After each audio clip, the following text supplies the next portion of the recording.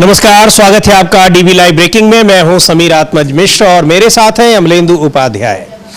Vote चोरी पर चुनाव आयोग जितना घिरता जा रहा है, विपक्ष जितना उसको निशाने पर ले रहा है, सुप्रीम कोर्ट में जितनी जलालत हो रही है, उसके बावजूद वोट चोरी को लेकर वो अपनी कार्यशैली में कोई परिवर्तन करता नहीं दिखाई पड़ रहा है। और अब जिस तरह से खबरें आ रही हैं कि पूरे देश भर में एसआईआर को लागू करने की कोशिश कर रहा है, पश्चिम बंगाल से वोट चोरी को लेकर बड़ी खबरें आ रही हैं कि वहां पर अगले साल जो विधानसभा चुनाव होने हैं उससे पहले वहां क्या कुछ किया जा रहा है। कुछ अखबारों में खबर ये छपी है कि वहां पर करीब 40% जो नाम आए हुए हैं वोटर लिस्ट में शामिल करने के लिए एप्लीकेशन आए हुए हैं, उसमें 40% से ज्यादा एप्लीकेशंस को खारिज कर दिया है चुनाव आयोग ने। तो इसको लेकर वहां एक बड़ी विरोध की स्थिति बनती जा रही है। पहले ही पश्चिम बंगाल की मुख्यमंत्री ममता बनर्जी कह चुकी हैं कि एसआईआर के जरिए एनआरसी को बैकडोर से लाने की कोशिश की जा रही है। वोट चोरी को लेकर विधानसभा में भी पश्चिम बंगाल में पिछले दिनों जमकर हंगामा हुआ था, लेकिन किस तरीके से खामोशी के साथ चुनाव आयोग वही कुछ वहां पश्चिम बंगाल में भी करता दिखाई पड़ रहा है जिस तरीके से बिहार में करता रहा और अचानक एक दिन उसने एसआईआर की घोषणा कर दी। यह अलग बात है कि यह मामला चला गया है सुप्रीम कोर्ट में। सुप्रीम कोर्ट में सुनवाई हो रही है, लेकिन चुनाव आयोग इस पर अभी भी आगे ही बढ़ता दिखाई पड़ रहा है। उसके ऊपर सुनवाई में या उसके ऊपर जिस तरीके से सुप्रीम कोर्ट की टिप्पणी नहीं, आदेश रहे, उससे कोई फर्क पड़ता नहीं दिख रहा है। और दूसरी ओर यहां उपराष्ट्रपति पद के लिए जो 9 तारीख को मतदान होने हैं, चुनाव होना है, उस पर अब बड़ा पेच फंस गया है, क्योंकि इंडिया गठबंधन और एनडीए गठबंधन के उम्मीदवार आमने सामने हैं। और जो संसद में दलीय स्थिति देखा जाए, यानी सदस्यों की संख्या देखा जाए, तो बिल्कुल आसपास दिखाई पड़ रहे हैं। एनडीए के सांसदों की संख्या ज्यादा जरूर दिख रही है, लेकिन बहुत से ऐसे फैक्टर्स हैं जिनकी वजह से इंडिया गठबंधन के कैंडिडेट मजबूत नजर आ रहे हैं। उन्होंने दावा भी किया है और अपनी जीत को सुनिश्चित मानकर चल रहे हैं। क्यों मानकर चल रहे हैं ये भी हम आपको बताएंगे, लेकिन एनडीए गठबंधन की ओर से उपराष्ट्रपति चुनाव को जीतने की क्या कोशिशें हो रही हैं, उस पर भी चर्चा करेंगे। पहले बात करते हैं वोट चोरी को लेकर पश्चिम बंगाल से जो खबर आ रही है। अमलेंदु जी, बहुत हैरान करने वाली खबर है। अगर हम लोग टेलीग्राफ अखबार ने एक बड़ी व्यापक रिपोर्ट, विस्तृत रिपोर्ट छापी है और वहां पर कई सारे लोगों से बात की है, चुनाव आयोग के सूत्रों से भी बात की है और बताया है कि 40% से ज्यादा आवेदन खारिज कर दिए गए हैं। बिल्कुल समीर जी, जो टेलीग्राफ की रिपोर्ट है वो काफ़ी कुछ प्रकाश डालती है कि किस तरीके से पश्चिम बंगाल में एसआईआर से पहले ही वोट चोरी शुरू हो गई है और वैध मतदाताओं के नाम जो है वो काटे जा रहे हैं। अखबार की जो रिपोर्ट है वो रिपोर्ट ये बताती है समीर जी कि 1 जून से 7 अगस्त के बीच मतदाता सूची में नाम शामिल करने के लिए 10 लाख आवेदन जो थे वो चुनाव के पास पहुंचे। इनमें से 6 लाख पर कार्रवाई की गई और शेष जो 40.23% थे उनको खारिज कर दिया गया। चुनाव आयोग का कहना यह उस रिपोर्ट के मुताबिक कि ये फर्जी दस्तावेज थे। अब 2026 में बंगाल का चुनाव है, उससे पहले जिस तरीके से मतदाता सूचियों के विशेष गहन संशोधन की संभावना बताई जा रही है कि वहां भी एसआईआर होगा, और अभी तो खबर ये आ रही है कि शायद पूरे देश में एक साथ एसआईआर चुनाव आयोग कराएगा। तो अगर ये इसको है तो इसको लेकर वहां काफी ज्यादा बवाल मचा हुआ है। पश्चिम बंगाल की मुख्यमंत्री ममता बनर्जी, उन्होंने इसको पिछले दरवाजे से एनआरसी लागू करने को कहा है और उन्होंने कहा है कि ये गरीबों और हाशियों में पड़े लोगों को मताधिकार से वंचित करने की साजिश है जो भाजपा को वोट देने की संभावना नहीं रखते।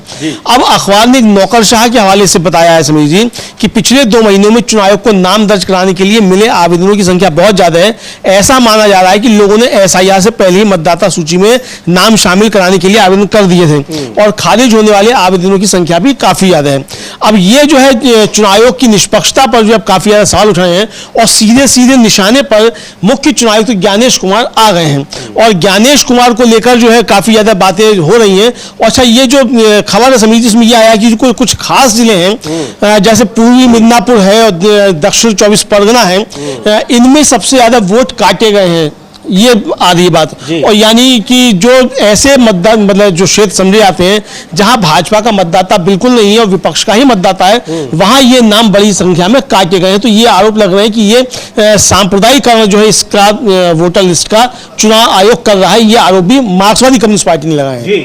तो ये बड़ा आरोप यहाँ लग रहे हैं और जिस तरीके से चुनाव आयोग एसआईआर के पहले की स्थितियां बनाता दिख रहा है, बिल्कुल उसी तरह जैसे बिहार में बनी थी, उसको लेकर अब वहां भी एक संघर्ष की संभावना दिख रही है और राजनीतिक संघर्ष की संभावना, चूंकि पहले ही पश्चिम बंगाल की मुख्यमंत्री ये कह चुकी है और इसके लिए चुनाव आयोग से भी उनका प्रतिनिधिमंडल मिल चुका है कि वो एसआईआर को लागू नहीं होने देंगे और एसआईआर के जरिए कैसे एनआरसी थोपने की कोशिश हो रही है, ये आरोप उन्होंने पहले ही लगाए थे। विधानसभा में भी पिछले दिनों किस तरीके से इसको लेकर हंगामा हुआ था और ममता बनर्जी ने सीधे सीधे वोट चोर कहा था चुनाव आयोग को भी और सरकार को भी, और यानी केंद्र सरकार को। तो ये एक बड़ा मुद्दा बन गया है। लेकिन सबसे हैरानी की बात है अमलेंदु जी कि ये मामला चल रहा है, अभी सुप्रीम कोर्ट में सुनवाई हो रही है, 8 तारीख को ही सुनवाई होनी है, परसों अगली सुनवाई, और इधर भी चुनाव आयोग अपनी किसी तरह की जो गतिविधियां हैं, कार्यशैली है, उसमें कोई परिवर्तन नहीं ला रहा है।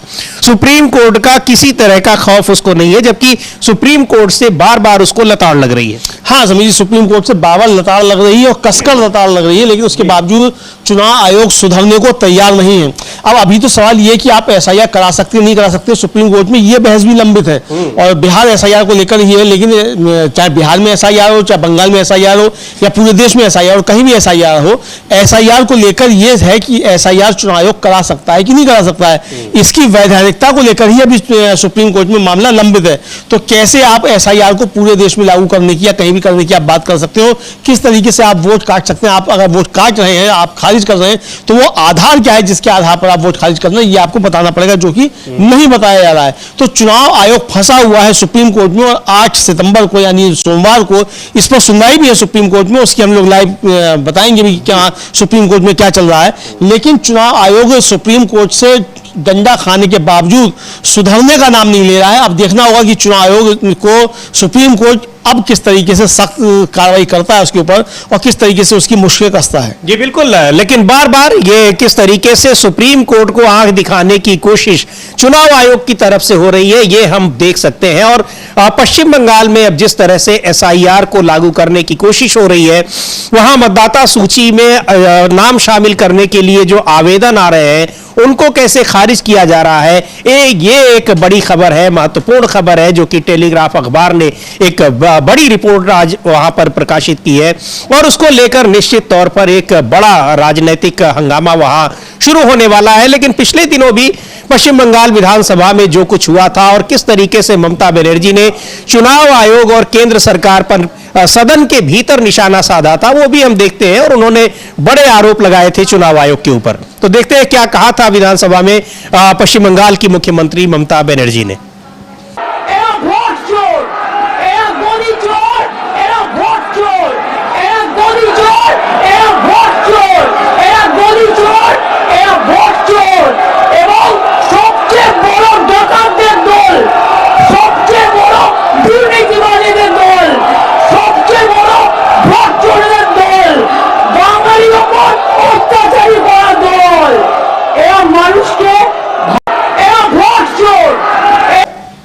तो ये वोट चोर, और ये वोट चोर का नारा जिस तरह से बिहार से और पश्चिम बंगाल में पूरे देश भर में चुनाव आयोग के ऊपर चस्पा हो गया है, लेकिन चुनाव आयोग उन आरोपों को पूरी तरह से दरकिनार कर उसी दिशा में आगे ही बढ़ता जा रहा है अमलेंदु जी। और जिस तरह से ये विधानसभा में वोट चोर के नारे लगे, खुद मुख्यमंत्री लगा रही हैं, लेकिन चुनाव आयोग पर इन सब से कोई फर्क नहीं पड़ रहा है। ना तो उसको सुप्रीम कोर्ट का कोई दबाव या वहां की फटकार समझ में आ रही है और ना ही जनता का दबाव समझ में आ रहा है कि बिहार में किस तरीके से जो यात्रा हुई है पिछले दिनों, वोटर अधिकार यात्रा इंडिया गठबंधन की, कैसे लोग वहां आकर उन्होंने वोट चोरी को लेकर अपनी बातें बताई है, लेकिन चुनाव आयोग अपने ही ढर्रे पर चलता दिख रहा है। हाँ, चुनाव आयोग अपने ही ढर्रे पर चलता दिखाई पड़ रहा है। हालांकि चुनाव आयोग में एक तब्दीली ही आई है समीर जी कि 1 सितंबर के बाद से उसके डेली बुलेटिन आना बंद हो गए हैं कि कितने लोगों ने आवेदन किया, कितने खारिज हो गए, कितने कागजात आ गए, ये बंद हो गए। लेकिन जो टेलीग्राफ की रिपोर्ट है काफी ज्यादा गंभीर सवाल उठाती है समीर जी, और ये खबर बता रही है कि चुनाव आयोग जो है मतदाता सूची के नाम डालने में शायद सतर्कता बरता है, क्योंकि उसे पता चला है कि बंगाल की कुछ विधानसभा सीटों पर कई मतदाताओं के नाम फर्जी कागजात के आधार पर शामिल किए गए। ये अखबार का कहना है कि चुनाव आयोग के सूत्रों से उसको ये खबर मिली है। पूर्वी मिदनापुर के मोइना, दक्षिण 24 परगना के बरईपुर पूर्वा की मतदाता सूचियों में अनियमितताएं पाए जाने के बाद चुनाव आयोग ने बंगाल सरकार को 4 अधिकारियों को निलंबित करने और उनके खिलाफ एफआईआर दर्ज करने का निर्देश दिया था।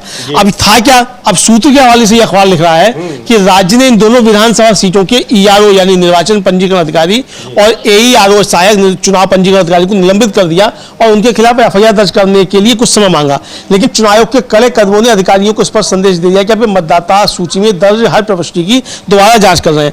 अब ये इसका कहना है कि चुनाव आयोग ने पाया कि फर्जी नामों के मामले उन स्थानों पर बहुतायत में पाए गए जहां बूथ स्तर के अधिकारी यानी बीएलओ जो हैं उन्होंने घर का दौरा नहीं किया और संविदा पर रखे गए डाटा एंट्री ऑपरेटर्स ने ईआरओ के लॉगिन के क्रेडेंशियल का उपयोग करके नाम दर्ज कर लिए। अब ये बड़ा घपला चुनाव आयोग खुद स्वीकार कर रहा है समीर, तो बिहार में ये घपला क्यों नहीं हो सकता है? और हुए थे सामने बहुत सारी रिपोर्ट्स बता रही थी। हाँ, रिपोर्ट बताई थी। अब ये घपला जो चुनाव आयोग का पकड़ा गया है, इसको लेकर अब चुनाव आयोग जो है अब उसने वहां पश्चिम बंगाल में कर दिया है कि बीएलओ की नियुक्ति जो है वो ग्रुप सी और उससे ऊपर के सरकारी कर्मचारियों में से ही करना अनिवार्य कर दिया है और किसी भी संविदा डेटा एंट्री ऑपरेटर को चुनाव संबंधी कोई भी काम करने की अनुमति नहीं दी जाएगी। बिहार में समीर जी 4.5 लाख से ज्यादा ये रखे गए स्वयं सेवक जो बताए गए वो यही थे, डाटा एंट्री ऑपरेटर संविदा वाले। तो ये अब जब गड़बड़ी आप बता रहे हैं, इसके लिए आपको लोगों को याद है कि समाजवादी पार्टी के नेता अखिलेश यादव ने कहा था कि ये बताया जाए ये है कौन, इनकी निष्ठा क्या है, ये किस पार्टी के हैं। बाद में पता लगा कि बहुत सारे तो बीजेपी के लोग थे और बीएलओ के साथ बैठे हुए बीजेपी के तमाम पदाधिकारी वहां पर बैठकर और ये फॉर्म भरवा रहे थे। हाँ बिल्कुल, ये फॉर्म भरवा रहे थे और जो बीजेपी के पदाधिकारियों से मतदाताओं की नोकझोंक भी हुई, ये भी हमने में आया। अच्छा, अब जो सबसे ज्यादा जो आवेदन निरस्त किए गए समीर जी वो आप समझिए, मुर्शिदाबाद इसमें सबसे ऊपर है जहां 56.44% यानी लगभग 57% के आवेदन जो थे वो निरस्त कर दिए गए। इसी तरीके से कूच बिहार यहाँ 45%, 44.83%, उत्तर दिनाजपुर 44.81%, लगभग 45%, दक्षिण 24 परगना 44.68%, लगभग 45%, मालदा 41.2% और नादिया 42.11% यहाँ जो थे वो रद्द कर दिए गए नए आवेदन जो थे वो।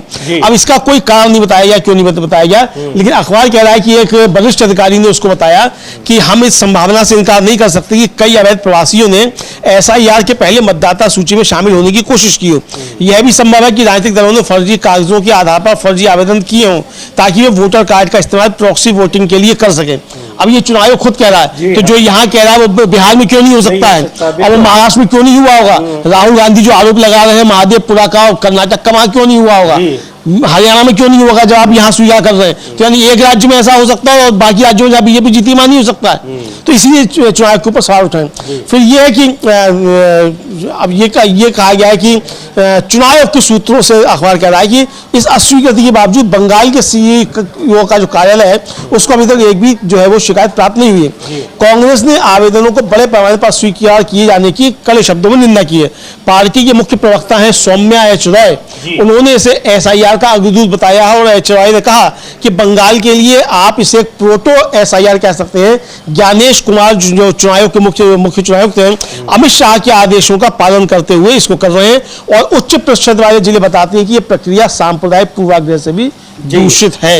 यानी खासतौर से जो उत्तरी दिनाज है, 24 परगना है, मिदनापुर है, ये कूच बिहार है, ये सब जिले जो लिए गए हैं जहां सबसे ज्यादा आई है, तो इसका मतलब सांप्रदायिक आधार पर यहाँ वोट काटे जा रहे हैं। ये जो है आरोप लगाया है कांग्रेस के मुख्य प्रवक्ता जो है सौम्या एच रॉय, उन्होंने। मार्क्सवादी कम्युनिस्ट पार्टी ने भी कहा है कि इसको, हालांकि उन्होंने बिहार से इसकी तुलना नहीं की है, लेकिन राज्य सचिव है मोहम्मद सलीम, उन्होंने इस संभावना से इनकार नहीं किया कि तृणमूल और भाजपा अपने पक्ष में संतुलन बनाने के लिए मतदाता सूची में फर्जी नाम डालने की कोशिश कर रही है। तो ये आरोप अब लग रहे हैं, तो अब ये देखना जाता है आगे क्या होता है। बिल्कुल, इसको लेकर एक जिस तरह से एसआईआर वहां पर लागू करने से पहले ही वोटों को लेकर मतदाता सूची में किस तरीके से खेल हो रहा है इसको उजागर किया है अखबार ने। और नए नाम शामिल करने के लिए जो आवेदन किए गए हैं उनमें से 40% से ज्यादा, करीब 10 लाख के करीब वहां पर आवेदन आए और इसके लिए एप्लीकेशन दिए गए कि उनके नाम शामिल किए जाए। उनमें 4 लाख से ज्यादा आवेदन को खारिज कर दिया गया, निरस्त कर दिया गया, बिना कोई कारण बताए कि क्यों नहीं किया जा सकता। अभी बड़ा इसको लेकर निश्चित तौर पर राजनीतिक प्रतिक्रियाएं आ भी रही है और अभी इसको, चूंकि ताजा तरीन खबर है, अभी इस पर और राजनीतिक हंगामा हंगामा होना है, लेकिन सबसे गंभीर सवाल तो यह है कि जिस एसआईआर की प्रक्रिया को चैलेंज किया गया है सुप्रीम कोर्ट में, एसआईआर आप कर सकते हैं या नहीं कर सकते हैं चुनाव आयोग के लिए, उसकी इस जो अधिकार है उसके अधिकार को चुनौती दी गई है, लेकिन उस चुनौती का अभी जवाब नहीं दिया जा रहा है। सुप्रीम कोर्ट में सुनवाई चल रही है,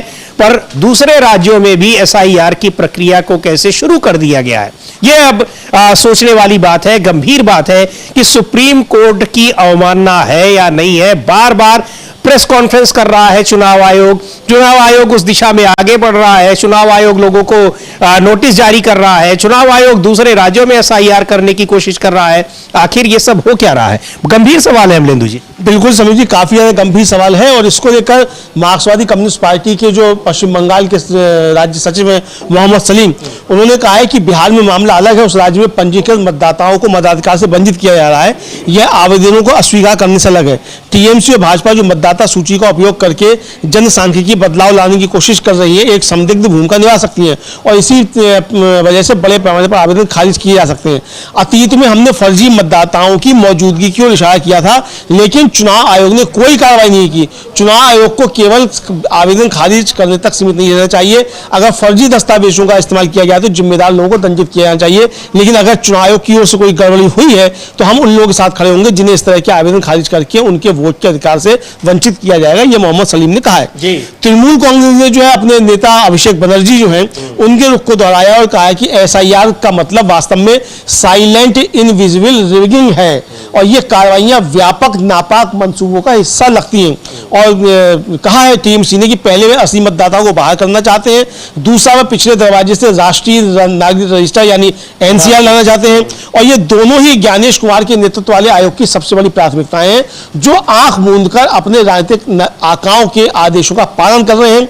यह निर्वाचन सदन भाजपा की एजेंसी के रूप में काम कर रहा है, यह कहना है राज्यसभा की सदस्य है टीएमसी की रीता बनर्जी, उनका समीर जी। और उन्होंने आगे कहा कि इसमें से कुछ चुपचाप बर्दाश्त नहीं किया जाएगा। यह बंगाल है और एक बिल्कुल अलग मैदान है जहां तृणमूल कांग्रेस पहले से पहरा दे रही है, हर चीज की जांच की जाएगी, हर गलती को चुनौती दी जाएगी। जी बिल्कुल। तो एसआईआर को लेकर अब पश्चिम बंगाल में भी हंगामा शुरू हो गया है। चुनाव आयोग किस तरीके से बैकडोर से एसआईआर के पहले ही वहां क्या कुछ कर रहा है, वोट चोरी का मामला वहां भी अब किस तरीके से हावी होने जा रहा है वो स्पष्ट है। टेलीग्राफ की यह रिपोर्ट बहुत कुछ कहती है कि वहां एसआईआर की प्रक्रिया शुरू करने से पहले ही कैसे लोगों को मतदाता सूची में नाम शामिल करने के उनके अधिकार को ही खारिज कर दिया जा रहा है। एप्लीकेशन कोई स्वीकार नहीं किया जा रहा है, कोई कारण भी नहीं बताया जा रहा है कि ऐसा क्यों किया गया, और 40% से ज्यादा आवेदन इस तरीके से निरस्त किए गए हैं। आपको बता दें कि यहां पर एसआईआर के ही मुद्दे पर और भी कई जो एसआईआर प्रक्रिया चल रही है बिहार में, उसको चैलेंज किया गया है सुप्रीम कोर्ट में। 8 तारीख को फिर से सुनवाई होनी है, लेकिन चुनाव आयोग लगातार इस दिशा में आगे बढ़ रहा है और खबरें यह भी आ रही हैं कि पूरे राज्य में एसआईआर लागू करने की कोशिश में लगा हुआ है चुनाव आयोग, जबकि सुनवाई अभी इस बात पर हो रही है कि एसआईआर करने का अधिकार उसको है या नहीं है। हाँ बिल्कुल समझिए, अभी तो इसी पर पूरी बहस है कि आप इसको कर सकते हैं कि नहीं कर सकते हैं, और ये मतलब चुनाव आयोग की जब फंसा हुआ है और सुप्रीम कोर्ट में एक मामला सब जुडिस है, तो आप दूसरे राज्यों में इसको कैसे लागू कर सकते हैं, ये सवाल जो है वो उठ रहा है। अगर आप दूसरे राज्यों में इसको लागू कर रहे हैं तो इसका मतलब आप सीधे सीधे सुप्रीम कोर्ट की अवमानना कर रहे हैं, चूंकि ये मामला सब जुडिस है। अब इस पर सुप्रीम कोर्ट क्या कार्रवाई करता है ये मालूम पड़ेगा। 8 सितंबर को याचिका करता है, सुप्रीम कोर्ट का ध्यान इस तब दिलाते कि नहीं दिलाते हैं। बंगाल का मामला सुप्रीम कोर्ट में उठा था और उस पर कहा गया था कि इस पर हम बाद में चर्चा करेंगे। अभी हम बिहार पर चर्चा कर रहे हैं, बंगाल में चूंकि अभी काफी दूर है तो हो सकता है कि अब बंगाल पर भी चर्चा हो। इसके साथ साथ चूंकि अगर एसआईआर पर होगा कि चुनाव आयोग करा सकता है कि नहीं करा सकता है, तो फिर वो बिहार के ही लिए नहीं बल्कि पूरे देश के लिए होगा कि चुनाव आयोग पूरे देश में करा सकता है कि एसआईआर नहीं करा सकता है। अभी तक जी की जो कानूनन स्थिति है समीर जी, जो याचिकाकर्ताओं के तर्क हैं उनका साफ तौर पर कहना है कि संविधान में और जो लोक प्रतिनिधित्व अधिनियम है उसमें चुनाव आयोग को एसआईआर कराने का कोई अधिकार नहीं है। एसआईआर का मतलब है कि आप नए सिरे से वोटर लिस्ट बना रहे हैं जो आप नहीं बना सकते। आप केवल वोटर लिस्ट का रिवीजन कर सकते हैं, IR कर सकते हैं, जो आप समय समय पर करते रहते हो। ये प्रक्रिया साल भर 12 महीने 24 घंटे चलती रहती है। तो ये याचिकाकर्ताओं का तर्क है। तो अब इस पर जो है ये देखा जाएगा कि सुप्रीम कोर्ट चुनाव आयोग को SIR कराने पर रोक लगाता है कि नहीं लगाता है। फिलहाल चुनाव आयोग ने बिहार में, सुप्रीम कोर्ट ने बिहार में चुनाव आयोग की तमाम शक्तियां एक तरीके से कहा जाए वो छीन ली हैं, और वहां जिला विधिक प्राधिकरण जो है उनको जो है वो शक्तियां दे दी हैं, और वहां कहा गया है कि वो जो स्वयंसेवक नियुक्त करेंगे वो जिला जज को अपनी गोपनीय रिपोर्ट देंगे, यानी चुनाव आयोग को वो रिपोर्ट नहीं जाएगी। समझिए, तो इतना कड़ा फटकार लगने के बाद और एक तरह से कहा जाए बेइज्जती होने के बाद भी चुनाव आयोग सुधरने का नाम नहीं ले रहा है। जी बिल्कुल, चुनाव आयोग सुधरने का नाम नहीं ले रहा है, लेकिन अब देखते हैं कि 8 तारीख को क्या जवाब देता है। उससे ये सवाल भी पूछे जाएंगे कि जब मामला प्रीजुडिस है, सुप्रीम कोर्ट में वो चल रहा है, उस पर सुनवाई होनी है, बावजूद उसके उस मामले में चुनाव आयोग क्यों प्रेस कॉन्फ्रेंस कर रहा है, चुनाव आयोग क्यों लोगों को नोटिस जारी कर रहा है, और यही नहीं पूरे देश में लागू करने की खबरें क्यों प्लांट करवा रहा है। क्योंकि जो खबरें आ रही हैं अमलेंदु जी, निश्चित तौर पर वो खबरें चुनाव आयोग की ओर से प्लांट करवाई जा रही हैं, सूत्रों के हवाले से आ रही हैं। ऐसा पहले भी, इसके पहले भी कई बार ये हो चुका है कि चुनाव आयोग जो कुछ खुद कहना चाहता है वो खबरें पहले अखबारों में छपती हैं और उसके बाद फिर उसमें खुद, ताकि सीधे सीधे उसका उसमें योगदान न रहे। लेकिन सवाल तो उठेंगे ही, सुप्रीम कोर्ट में ये सारे सवाल पूछे जाएंगे।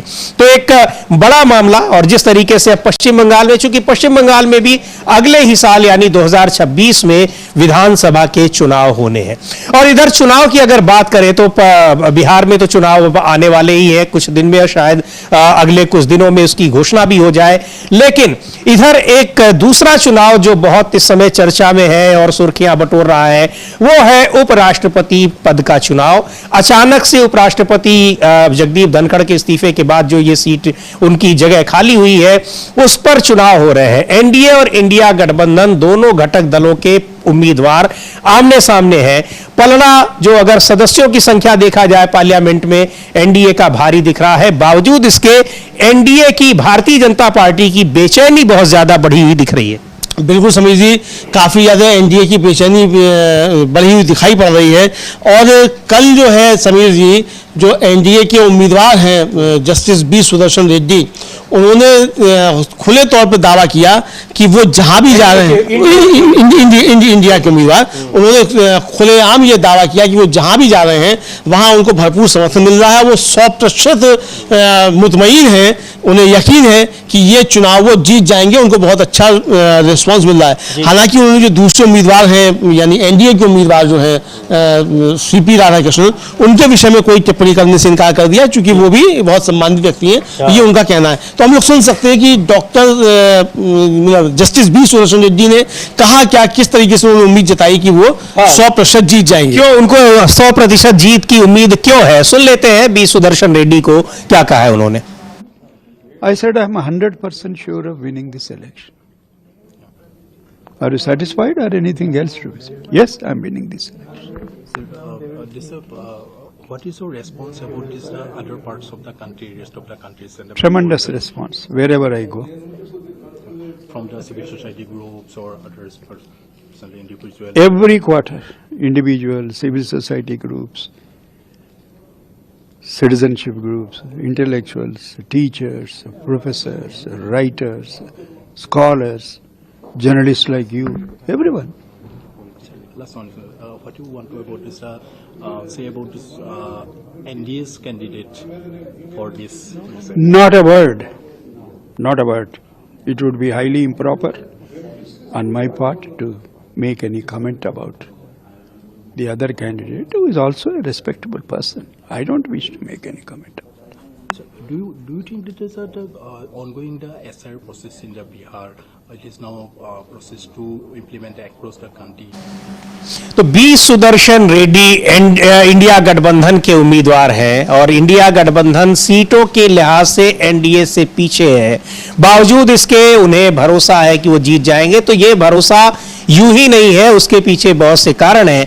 बी सुदर्शन रेड्डी के नाम की जब से घोषणा हुई अमलेंदु जी, तब से वो लगातार अपना प्रचार कर रहे हैं, लोगों से मिल रहे हैं, जो पार्टियों के नेताओं से मिल रहे हैं, सांसदों से मिल रहे हैं, उनके ग्रुप से मिल रहे हैं। और भरोसे के पीछे और भी कई कारण हैं, जिसको लेकर भारतीय जनता पार्टी खास तौर पर बेचैन दिखाई पड़ रही है। बिल्कुल समीर जी, भारतीय जनता पार्टी खास तौर से बेचैन दिखाई पड़ रही है और शायद अमित शाह से परिस्थितियां नहीं सुधर रही हैं। बीजेपी की हार हो सकती है इस उपराष्ट्रपति पद के चुनाव में, तो कमान सीधे प्रधानमंत्री नरेंद्र मोदी संभाल रहे हैं। 8 सितंबर को जो है शाम को डिनर दिया गया है प्रधानमंत्री की तरफ से एनडीए के सांसदों को, ताकि उनको रोका जा सके, क्रॉस वोटिंग को रोका जा सके, ये देखा जा सके कि डिनर में कौन कौन आया, कौन कौन नहीं आया। जो नहीं आया तो उसको फिर मनाने मनाने की जो भी होता है वो किया जा सके। लेकिन अब समीर जी, अभी तक होता ये था कि किसी सांसद का जन्मदिन हो तो उसको ट्विटर पर जो थी शुभकामनाएं दे दी जाए, लिख दिया जाए कि भाई आप जो है आप स्वस्थ रहें, ये रहें वो रहें। अब गृह मंत्री अमित शाह जो हैं वो खुद वो फोन कर रहे हैं उन सांसदों को जो विपक्ष के हैं, उनको फोन करके और बधाई दे रहे हैं। और समीर जी, इसके पीछे क्या कारण हो सकता है, अब ये समझा जा सकता है कि उपराष्ट्रपति चुनाव से पहले असल में जो समाजवादी पार्टी के सांसद हैं मऊ से राजीव राय जी, उनको गृह मंत्री अमित शाह ने फोन किया और फोन करके बधाई दी, और वो किसी ने रिकॉर्ड कर लिया स्पीकर पर राजीव राय को बधाई दे रहे हैं अमित शाह जी, और वो सोशल मीडिया पर वायरल हो गया कि अमित शाह जी जो है वो राजीव राय को बधाई दे रहे हैं फोन करके। तो भाई, इससे पहले कितने विपक्ष के सांसदों को अमित शाह जी के फोन आए जन्मदिन के अवसर पर, ये सोचने वाली बात है समझिए। जहां तक मुझे जानकारी है किसी को भी नहीं गए, है ना। और अब जो है, अगर उपराष्ट्रपति चुनाव से पहले अमित शाह जी खुद फोन कर रहे हैं इसी के बहाने सही, तो समझा जा सकता है कि जो बी सुदर्शन रेड्डी कह रहे हैं कि उनकी 100% जीत पक्की है, शायद भारतीय जनता पार्टी समझ चुकी है कि उनका उपराष्ट्रपति पद का उम्मीदवार इस चुनाव में हार रहा है। और इसके पहले अमलेंदु जी, अब आप लोगों ने चर्चा भी की थी कि सामना में जो शिवसेना का मुखपत्र है, सामना में उन्होंने बाकायदा ये कहा था कि यहाँ क्रॉस वोटिंग होने की पूरी संभावना दिखाई पड़ रही है, और न केवल एनडीए गठबंधन के घटक दलों में बल्कि भारतीय जनता पार्टी के भीतर भी। और अगर कहीं थोड़ा बहुत भी क्रॉस वोटिंग होती है तो यह सीधे सीधे नुकसान हो जाएगा भारतीय जनता पार्टी को, क्योंकि बहुत ही मार्जिनल जो है, बहुत एक डिफरेंस जो है अंतर सीटों का बहुत थोड़ा है। और इंडिया गठबंधन भी बहुत पीछे नहीं है एनडीए गठबंधन की तुलना में, चूंकि लोकसभा और राज्यसभा दोनों के सदस्य जो है सांसद इसमें वोट डालते हैं, और वोट जो होता है ये गुप्त मतदान से होता है, इसके लिए कोई व्हिप नहीं जारी किया जाता। निश्चित तौर पर बेचैनी बढ़ी हुई है और गृह मंत्री अमित शाह की, क्योंकि सांसदों के चुनाव में वो अपने कैंडिडेट को बुरी तरीके से एक जगह हरवा चुके हैं। वो कोई संवैधानिक संस्था नहीं है, लेकिन कॉन्स्टिट्यूशन क्लब के चुनाव में अभी कुछ ही दिन पहले जो कुछ हुआ है उससे कहा जाता है कि वो छाछ भी फूंक फूंक के पी रहे हैं और विपक्षी नेताओं को प्रभावित करने की कोशिश कर रहे हैं, उनको फोन करके बधाई दे रहे हैं। लेकिन कितना कारगर होगा ये, चूंकि जो कहा जा रहा है, अगर हम सामना की बात करें, जो आर्टिकल लिखा था उसमें संपादकीय, उसके मुताबिक ये अगर क्रॉस वोटिंग होती है भारतीय जनता पार्टी में, उसके लिए जिम्मेदार प्रधानमंत्री और गृहमंत्री ही होंगे, ये सीधे तौर पर लिखा हुआ है। हाँ, बिल्कुल बिल्कुल बिल्कुल सीधे तौर पर ये लिखा हुआ था समीर जी, और बुरी तरीके से ये जो फसन जो है वो देखी जा सकती है सीधे सीधे भारतीय जनता पार्टी की, ये साफ तौर पर दिख रहा है। लेकिन उपराष्ट्रपति चुनाव में जिस तरीके से समीर जी पेच फंसा हुआ है, एक तो ये जो शायद समय से पहले बीजेपी ने सोचा होगा कि ये उसका मास्टर स्ट्रोक होगा, वो जो 30 दिन वाला विधेयक लाया गया कि साहब मिनिस्टर्स के लिए कि उनकी गिरफ्तारी पर जो है वो उनका छीन लिया जाएगा। तो जैसा कि तेजस्वी यादव का आरोप है कि नीतीश कुमार और चंद्रबाबू नायडू को डराने के लिए लाया गया कि वो गड़बड़ ना करें, लेकिन हो सकता है कि इसने उल्टा काम किया हो, क्योंकि अब नीतीश कुमार और चंद्रबाबू नायडू को समझ में आ रहा हो कि सबसे पहले इसका निशाना वही बनेंगे, तो इसलिए सरकार गिराना जरूरी है। तो सरकार गिराने के लिए पहली जो स्थिति है वो होगी उपराष्ट्रपति पद का चुनाव। इधर समीर जी, हम लोगों ने पहले भी चर्चा की थी कि जो वन नेशन वन इलेक्शन पर जब वोटिंग हुई तो उस समय भारतीय जनता पार्टी के 11 सांसद और एनडीए के 9 सांसद, यानी कुल मिलाकर एनडीए के 20 सांसद जो थे वो व्हिप जारी होने के बाद अनुपस्थित रहे लोकसभा में। तो ये केवल लोकसभा की स्थिति थी, और स्थिति बदली हुई है राज्यसभा की। तो अब अगर राज्यसभा से भी और लोकसभा से भी इसी तरीके से लोग गायब हो जाते हैं, यहाँ तो विप भी लागू नहीं होता है।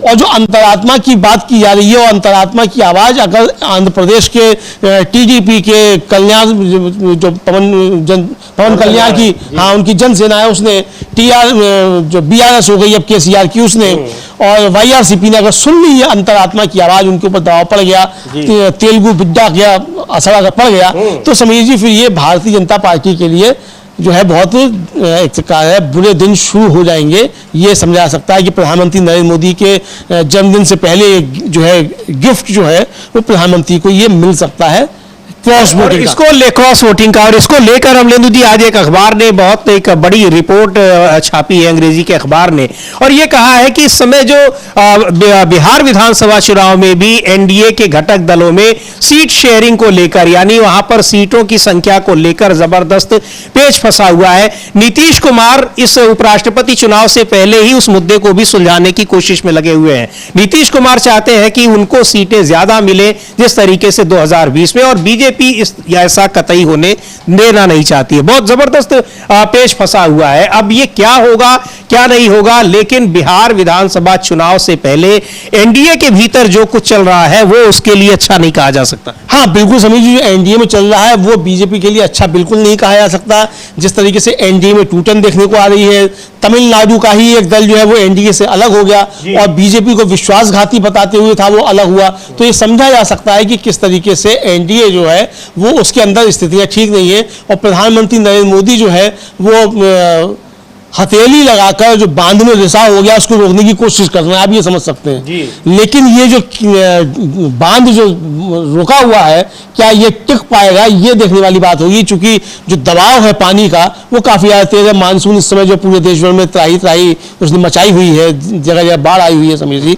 तो ये बाढ़ जो है ये एनडीए के अंदर जो उथल पुथल हो रही है उस बाढ़ को नरेंद्र मोदी कैसे रोकते हैं ये देखना होगा। क्योंकि बड़ी चिंता सबसे ज्यादा नरेंद्र मोदी को ही हो रही है कि उपराष्ट्रपति चुनाव में अगर कोई खेल हो गया तो इसका सीधा असर नरेंद्र मोदी की सरकार पर पड़ेगा। बिल्कुल, इसका सीधा असर सरकार पर पड़ेगा और उपराष्ट्रपति पद के चुनाव के लिए। और ये असर इसका खेल होने का जो आशंका दिखाई पड़ रही है वो न सिर्फ दिखाई पड़ रही है आंध्र प्रदेश से यानी तेलुगु देशम पार्टी की ओर से, बल्कि वो दिखाई पड़ रही है बिहार से भी। और बिहार में इस समय चुनाव होने हैं आने वाले कुछ दिनों में। एसआईआर को लेकर वहां पर बीजेपी पहले से गिरी हुई है। जेडीयू के तमाम नेता खुलकर एसआईआर के विरोध में दिखाई पड़े हैं। भले ही पार्टी के शीर्ष नेताओं की ओर से उस पर कोई बयान ना आया हो, लेकिन यह साफ है कि वहां जेडीयू के भीतर भी एसआईआर को लेकर जबरदस्त नाराजगी है। और यह माना जा रहा है कि यह बीजेपी को फायदा पहुंचाने के लिए चुनाव आयोग ने यह सारा कुछ किया है। लेकिन उपराष्ट्रपति पद के चुनाव में अगर भारतीय जनता पार्टी को हार का सामना करना पड़ता है, यानी एनडीए के उम्मीदवार की अगर हार हो जाती है, तो यह एक बड़ा झटका होगा। और बड़ा झटका इसलिए भी होगा क्योंकि सरकार तेलुगु देशम पार्टी और जेडीयू की बदौलत ही वहां पर इस समय टिकी हुई है, उसी के बैसाखी पर टिकी हुई है। और उपराष्ट्रपति पद के चुनाव में अगर इन्हीं दोनों पार्टियों की ओर से कोई गड़बड़ी होती है, यानी जो अंतरात्मा की आवाज है अगर नहीं देते हैं, खासतौर पर अगर यह देखा जाए कि इन दोनों पार्टियों के लिए अमलेंदु जी एनडीए के जो उम्मीदवार है सीपी राधाकृष्णन, उनका प्योर जो संघ पृष्ठभूमि से आना ये भी उन दोनों पार्टियों को नहीं समझ में आ रहा है, या ये कह लें कि उनके सांसदों को नहीं अपील कर रहा है। और दूसरी ओर बी सुदर्शन रेड्डी का तेलंगाना से होना, तो जो आंध्र की जो तेलंगाना की जो अस्मिता है उसको लेकर एक जो अट्रैक्शन है, और लगातार मुलाकात भी कर रहे हैं बी सुदर्शन रेड्डी। तो एक जो कुछ एक गणित बन रही है ये बीजेपी के लिए बहुत एक परेशान करने वाली है। हाँ बिल्कुल, ये बीजेपी के लिए काफी परेशान करने वाली है समीर जी। चूंकि ये गणित जो है ये सीधे सीधे जो बन रहा है ये मतलब नरेंद्र मोदी के खिलाफ जो चीजें चल रही हैं बीजेपी के अंदर भी और एनडीए में भी, और जिस तरीके से अब एनडीए के दल जो हैं वो अब एक दबाव की राजनीति कर रहे हैं, और चूंकि जानते हैं कि नरेंद्र मोदी कमजोर स्थिति के इस समय प्रधानमंत्री हैं, और अगर कमजोर स्थिति के प्रधानमंत्री होकर नरेंद्र मोदी ये सब कर रहे हैं तो उनको रोकना जरूरी है। शायद ये समझ में आ रहा है मतलब एनडीए के दलों को, तो ये एनडीए के दल जो है अब ये दबाव बनाने की कोशिश जो है इसीलिए नरेंद्र मोदी के ऊपर करते हुए दिखाई पड़ रहे हैं। तो ये समझा जा सकता है समीर जी कि ये स्थितियां जो है कि नरेंद्र मोदी के लिए अच्छी नहीं है, और उपराष्ट्रपति चुनाव के जरिए एक झटका बड़ा सा जो है वो लग सकता है समीर जी नरेंद्र मोदी और भारतीय जनता पार्टी को। और अगर ऐसा होता है, अब होता है नहीं होता अभी हम ये कुछ नहीं कह सकते हम, लेकिन अगर ऐसा होता है तो इसके लिए सीधे सीधे जिम्मेदार जो होंगे वो प्रधानमंत्री नरेंद्र मोदी ही समझे जाएंगे, क्योंकि उनकी नीतियों की वजह से ही भारतीय जनता पार्टी में भी उनके खिलाफ असंतोष है। आरएसएस भी जो है असंतोष की बातें वहां से आती रहती हैं कि उस आरएसएस में भी नरेंद्र मोदी को लेकर असंतोष है। और सबसे बड़ी बात यह है समीर जी कि जो बीजेपी में लोग हैं नरेंद्र मोदी के विरोधी, जिनका नरेंद्र मोदी ने लगातार अपमान किया है, उनको लगता है कि शायद ये एक मौका जो है नरेंद्र मोदी से हिसाब किताब चुकता करने का आ गया है। बिल्कुल। और इधर नीतीश कुमार को भी लग रहा है कि उपराष्ट्रपति चुनाव का एक अच्छा मौका है कि इस चुनाव का, ये बिहार विधानसभा चुनाव से ठीक पहले हो रहा है और बीजेपी के साथ बार्गेनिंग का एक बढ़िया मौका है। बीजेपी की मजबूरी यह है कि वो बिना नीतीश कुमार के चुनाव में उतरने की हिम्मत नहीं जुटा पा रही है। नीतीश का चेहरा उसके लिए जरूरी है और नीतीश कुमार पूरी तरीके से विधानसभा चुनाव में बार्गेनिंग करने के मूड में दिख रहे हैं, क्योंकि उनका ये भी दावा है कि लोकसभा चुनाव में उन्होंने बीजेपी को ज्यादा सीटें दी थी, इसलिए बिहार के विधानसभा के चुनाव में उनको सीटें ज्यादा मिलनी चाहिए।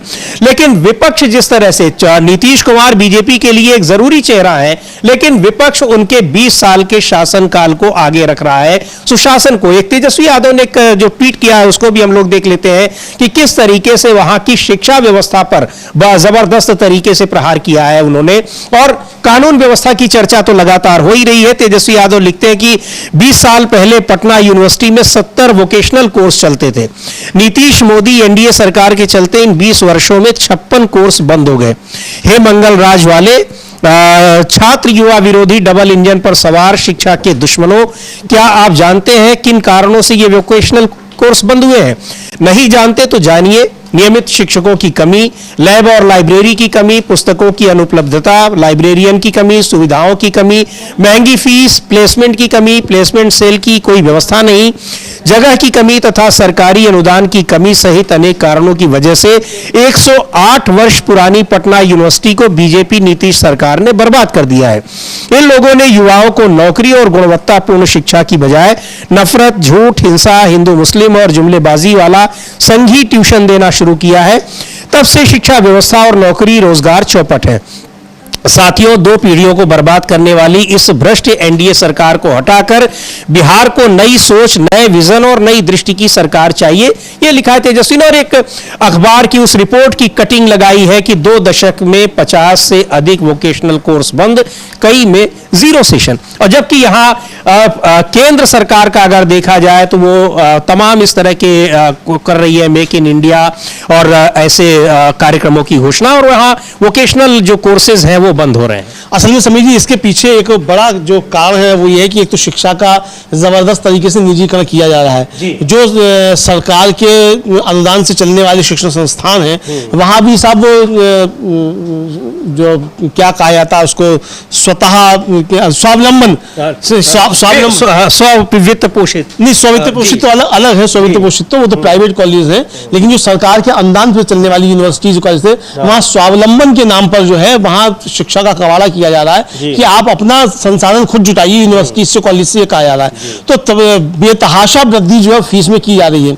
तो यानी अब गरीब का बच्चा पढ़ने ही ना पाए इसके इंतजाम मोदी सरकार की तरफ से किए जा रहे हैं, पुख्ता इंतजाम किए जा रहे हैं ताकि शिक्षा और स्वास्थ्य दोनों जो है वो एक वर्ग जो है साधन संपन्न उसके ही कब्जे में रहे, इसको लेकर प्रयास जो है वो किए जा रहे हैं। तो इसी को लेकर तेजस्वी ने सवाल उठाए हैं कि किस तरीके से पिछले 2 दशक में 50 से ज्यादा वोकेशनल कोर्स जो है पटना यूनिवर्सिटी में बंद कर दिए गए। पहले 70 कोर्स होते थे और अब केवल 14 चल रहे हैं। तो ये लेकर एक उन्होंने सवाल उठाया है इस सरकार के ऊपर। समीर जी बिल्कुल, ये सरकार के ऊपर, और सरकार इसी सरकार की यानी नीतीश कुमार की फेस वैल्यू पर चुनाव लड़ना चाहती है बीजेपी।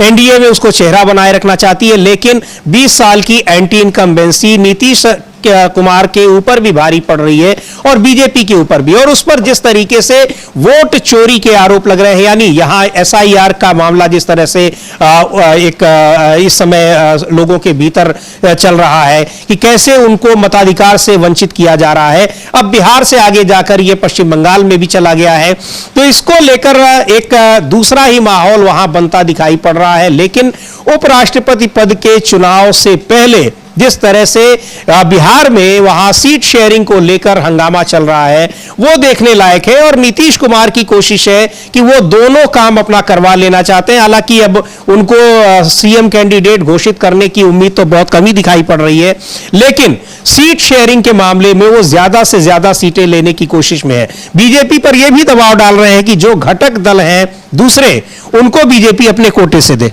हाँ, ये दबाव डाल रहे हैं। कुल मिलाकर समीर जी उनका दबाव इसी पर है नीतीश कुमार का कि उपराष्ट्रपति पद के चुनाव से पहले ही जो है वो सारी चीजें फिट कर ले और घोषणाएं करा ले, लेकिन बीजेपी जो है वो ये मानने को तैयार नहीं है। तो अब ये नीतीश कुमार कितना दबाव बना पाते हैं ये देखा जाएगा कि कल परसों तक कोई घोषणा होती है कि नहीं होती है, और अगर कोई घोषणा नहीं होती है तो नीतीश कुमार भी कुछ गड़बड़ कर सकते हैं उपराष्ट्रपति पद के चुनाव में। ये हो सकता है क्योंकि जिस तरीके से कॉन्स्टिट्यूशन क्लब के चुनाव में हुआ, अमित शाह जी के प्रत्याशी संजीव बालियान हार गए राजीव प्रताप रूडी से, बुरी तरीके से हारे, पूरा बिहार राजीव प्रताप रूडी के साथ एकजुट हो गया।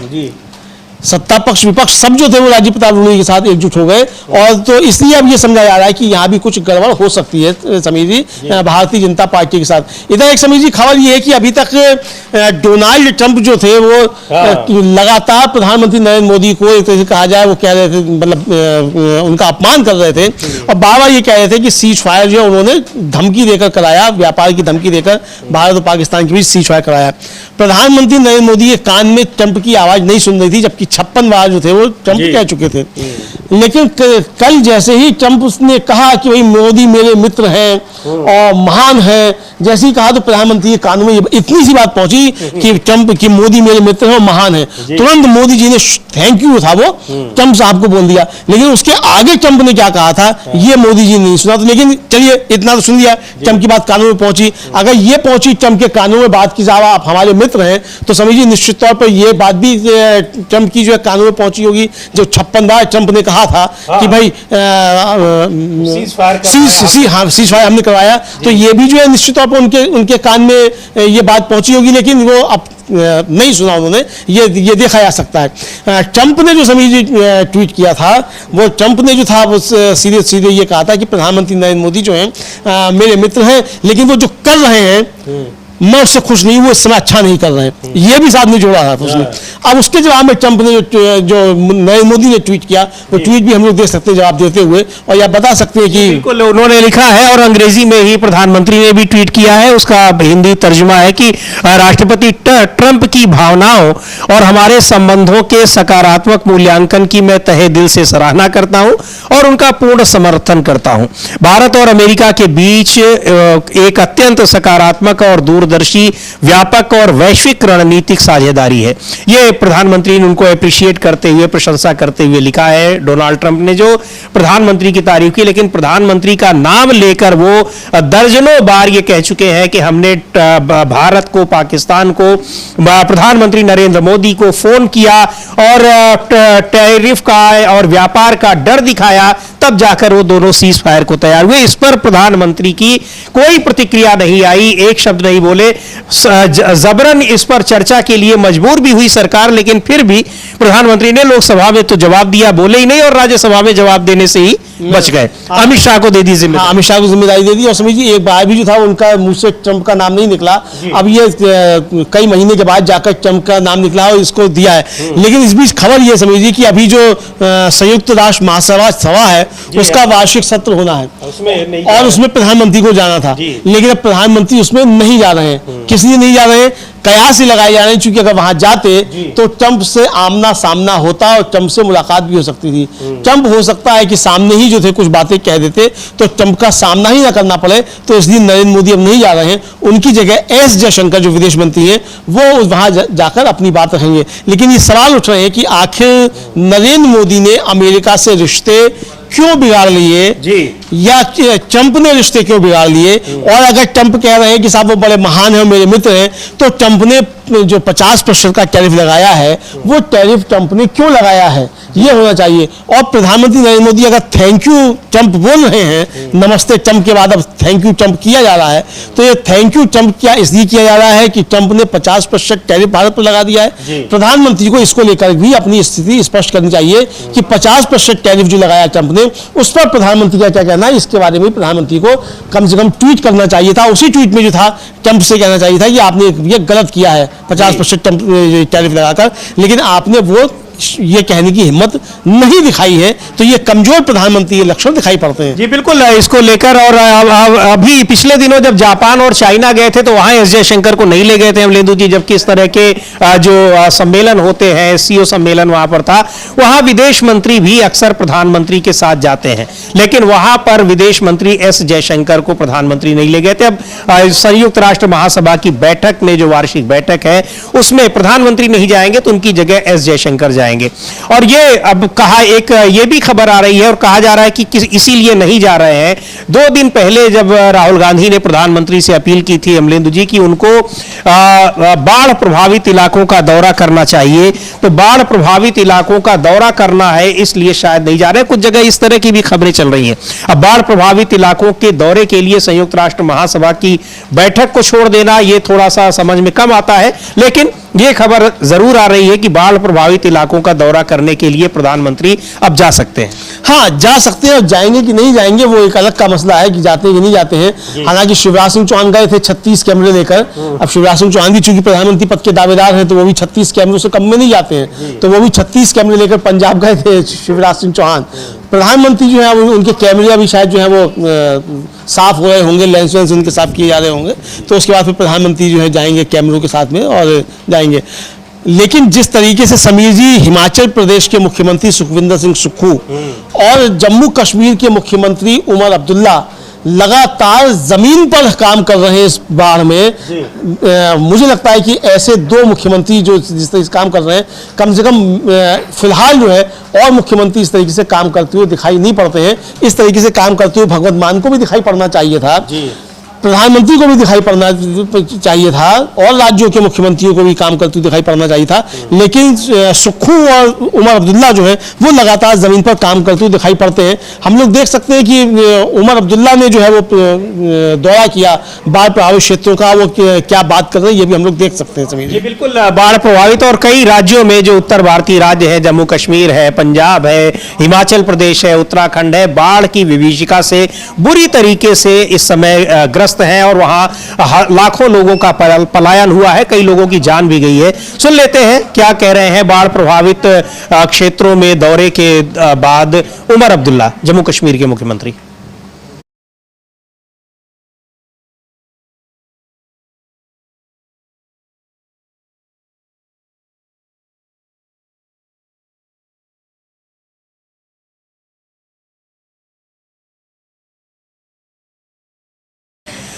तो ये दौरा कर रहे हैं वहां पर, और लेकिन अब प्रधानमंत्री भी दौरा करने वाले हैं। किसी विशेष, राहुल गांधी का वो हम जो उन्होंने अपील की थी, एक बार कोशिश करेंगे उसको भी सुनने की।